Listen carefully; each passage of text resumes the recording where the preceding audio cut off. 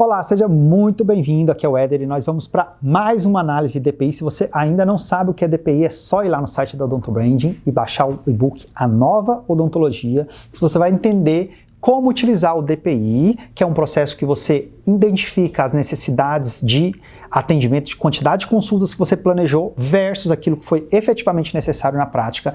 E a partir dessa combinação você entende quais são os problemas que aquele caso clínico que você acabou de concluir teve dentro da sua rotina de atendimento, ou as coisas legais que aconteceram também dentro da sua rotina de atendimento, e a partir dali você encontra onde você precisa melhorar e onde você precisa replicar porque já está dando certo. Então é muito legal fazer esse exercício, eu recomendo muito que, se você ainda não conheça, vai lá no nosso site e baixa esse conteúdo que é de graça para você. Se você já conhece, seja muito bem-vindo. Nós vamos analisar 5 casos hoje da doutora, não vou falar o nome dela porque ela pediu assim, não, Éder, não me identifica não, fala aí o que eu estou precisando melhorar dentro da minha análise de DPI, mas eu não quero que eu seja identificada. Ela é de Curitiba e ela, vamos lá, são 5 casos aqui que ela me passou. Primeiro caso, DPI de 0,75, era uma criança de 3 anos com manejo difícil, ou seja, 0,75 é um valor baixo, o ideal é que seja 1, ou seja, aquilo que eu previ foi aquilo que eu executei. Toda vez que eu estou executando mais sessões do que eu previ,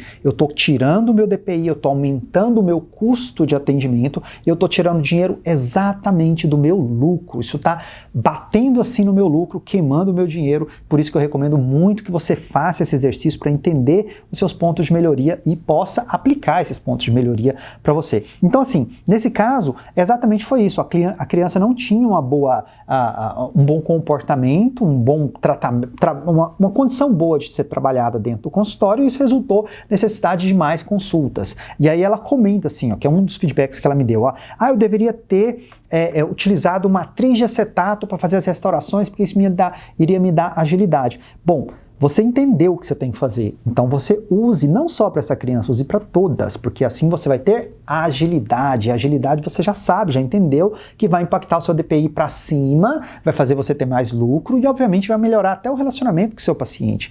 Ainda mais quando a gente está falando de criança, que é muito mais complexa mesmo. Eu até sugiro que você faça assim um brainstorm aí, pense um pouquinho sobre como que foi a adaptação dessa criança. Talvez, possivelmente, você possa encontrar uma forma de adaptar melhor essa criança dentro do seu consultório antes de começar a intervenção, que eu acho bem interessante de se fazer, principalmente quando a gente está lidando com crianças muito jovens, 3 anos, né? Bem jovenzinha ainda, muito difícil de entender a importância de um tratamento. Bom, segundo caso, DPI de 0,76, baixo também, vamos lá, baixo também. E o que era o caso? Expansão maxilar em criança demorou mais devido à quebra do dispositivo. Quebra do aparelho, não é soltura não, o aparelho quebrou.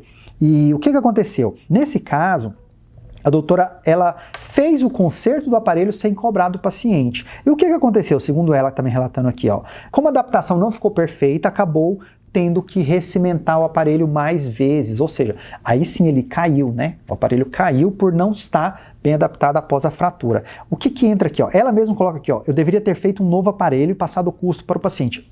Perfeito, você aprendeu o que você tem que fazer.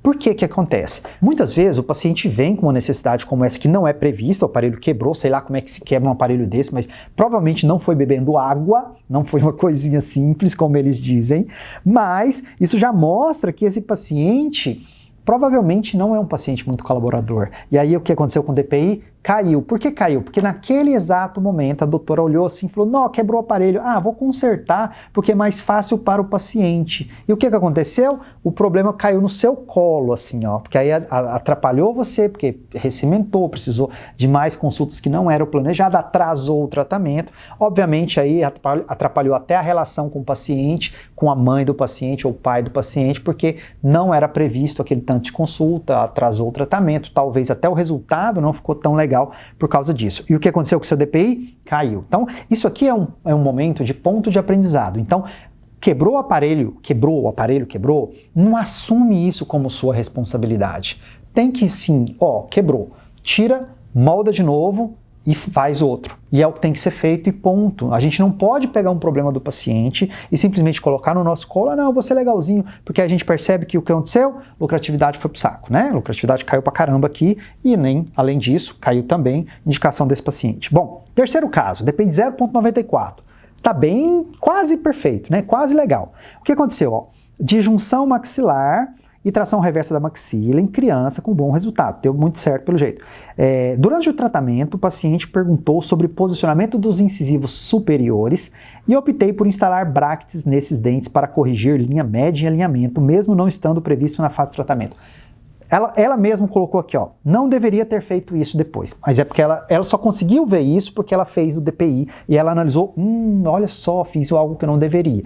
Apesar do DPI não ter baixado muito, veja que isso aumentou o custo porque isso não estava no orçamento, não estava cobrado, não estava no planejamento inicial. Mas aí ela gastou para cimentar a bract, ela provavelmente passou fio, sei lá onde ela ancorou isso, mas veja que esse alinhamento não estava previsto. Qual que é a conduta dessa? Bom, ou aquilo tem que estar previsto no tratamento desde o início, ou se a paciente falou, termina a disjunção, termina essa parte e falar, ó, você quer alinhar? Até porque assim, eu imagino aqui, eu não estou vendo o caso, nem estou julgando o caso, mas eu imagino que posteriormente já ia mesmo envolver o aparelho fixo nesse caso. E isso tem que estar bem claro. Como que você esclarece isso? Planejamento, contrato, informativo, porque aí o paciente vai ter a informação de que aquele tratamento que ele está tendo não é um tratamento de aparelho fixo, não é para corrigir linha média, não é para corrigir alinhamento naquela fase, é para fazer o que está colocando aqui, ó, disjunção maxilar, é para fazer abertura, conseguir abertura de espaço e que aquele é o objetivo.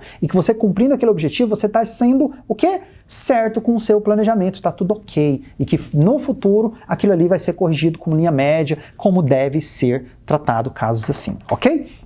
Quarto caso, DPI de 0,71, baixo de novo. Olha repetindo a coisa. Criança de 3 anos com várias cáries, paciente não colaborador. Olha que interessante. Paciente, o mesmo sintoma do primeiro que o DPI foi baixo. O que acontece aqui? Opa, vamos olhar. Ou a adaptação dessa criança não está legal dentro da minha clínica, ou talvez eu não tenha estrutura, ou talvez não seja a minha praia atender essa criança dessa idade nesse momento. Talvez seja melhor ter outra pessoa. Ou, bom, se eu vou atender criança de 3 anos, eu já posso pensar que talvez eu preciso cobrar mais caro, porque essa criança vai demandar de mim muito mais energia, muito mais atendimento do que se fosse uma criança de 5, 6 anos, ou até mesmo ter isso como um valor cobrado à parte. Pai, mãe, é o seguinte, seu filho não está colaborando, nós vamos ter um tratamento, nós vamos ter consultas adicionais quando o paciente vem, por exemplo, o paciente vem, está marcado para fazer uma restauração, o paciente não deixou você fazer,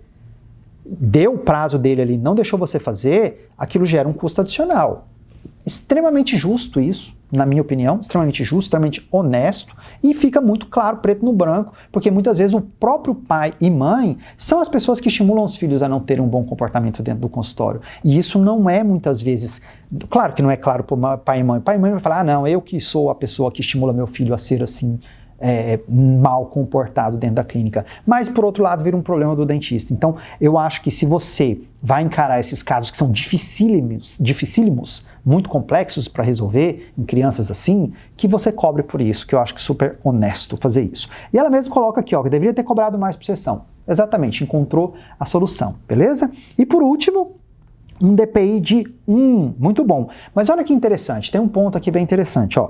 Era um tratamento de clareamento caseiro, tratamento com moldeira feito em casa, feita todas as orientações na consulta. Aí a paciente voltou falando assim, menino, tá demorando muito, ninguém tá vendo o meu dente clarear. E ela foi lá e fez o tratamento no consultório sem custo para o paciente, ou seja, botou o paciente lá, botou um gel muito mais concentrado, sem custo adicional. Erro gravíssimo isso aqui. 2 coisas aqui de erro. Ó, primeira coisa, se você mudou a opção terapêutica, tem que ter uma motivação, e essa motivação não pode ser o paciente falar que não está clareando, tem que ter algo registrado. Então assim, obviamente, vai fazer clareamento, foto, não tem essa de fazer clareamento sem foto, porque a única prova que você tem, ainda mais quando a gente está falando em tratamento caseiro, que às vezes o paciente espaça mais, ou sei lá, às vezes ele não segue as recomendações com higiene, com ingestão e bebidas de cores mais fortes, ou às vezes esse paciente tem sim resistência a clareamento. Sei lá, às vezes ele tem adesivo por cima do dente, principalmente quem já tratou